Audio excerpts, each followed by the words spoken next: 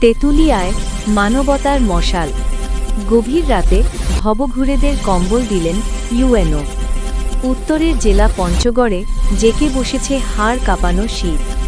ঘন কুয়াশা আর হিমেল বাতাসে বিপর্যস্ত হয়ে পড়েছে জনজীবন। বিশেষ করে ছিন্নমূল ও নিম্ন আয়ের মানুষের দুর্ভোগ পৌঁছেছে চরমে। এমন পরিস্থিতিতে শীতের রাতে অসহায় ও ভবঘুরে মানুষের পাশে দাঁড়িয়েছেন তেঁতুলিয়ার উপজেলা নির্বাহী অফিসার ইউএনও আফরোজ শাহীন খসরু। গত বুধবার রাতে উপজেলার বিভিন্ন এলাকা ঘুরে তিনি নিজ হাতে কম্বল জড়িয়ে দিয়েছেন শীতার্তদের গায়ে। এপিএনের জেলা প্রতিনিধি জানান, পৌষের কনকনে শীত আর ঘন কুয়াশার চাদরে ঢাকা উত্তরের প্রান্তিক জনপদ পঞ্চগড়। রাত বাড়ার সাথে সাথে পাল্লা দিয়ে বাড়ে শীতের তীব্রতা।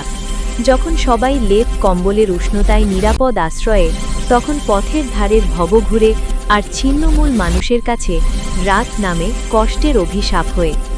যাদের কেউ নেই কোনো স্থায়ী ঠিকানা, তেমন মানুষদের কাছে মানবতার বার্তা নিয়ে হাজির হলেন তেঁতুলিয়ার ইউএনও আফরোজ শাহীন খসরু। বুধবার দিবাগত রাতে হাড় কাঁপানো শীত উপেক্ষা করে তিনি চষে বেড়ালেন উপজেলার এক প্রান্ত থেকে অন্য প্রান্ত। বাংলা বান্ধা থেকে শুরু করে তীরনইহাট, সিপাইপাড়া, শালবাহান, ভজনপুর হয়ে দেবনগর পর্যন্ত অন্ধকার রাতে যেখানেই কোনো অসহায় মানুষকে কাঁপতে দেখেছেন, সেখানেই থেমেছে ইউএনওর গাড়ি। 2 শতাধিক ছিন্নমূল মানুষ, রাত প্রহরী, শ্রমিক ও এতিম শিশুদের গায়ে তিনি পরম মমতায় জড়িয়ে দিয়েছেন সরকারি শীতবস্ত্র। হঠাৎ করে প্রশাসনের শীর্ষ ব্যক্তিকে কাছে পেয়ে এবং উষ্ণতার পরশ পেয়ে আবেগপ্লাবিত হয়ে পড়েন এই অবহেলিত মানুষগুলো। অনেকের মুখেই ফুটে ওঠে তৃপ্তির হাসি। মানবিক এই অভিযানে ইউএনওর সাথে ছিলেন সহকারী কমিশনার ভূমি SM আকাশ সহ প্রশাসনের অন্যান্য কর্মকর্তারা। প্রশাসনের এমন উদ্যোগকে সাধুবাদ জানিয়েছেন স্থানীয় সচেতন মহল।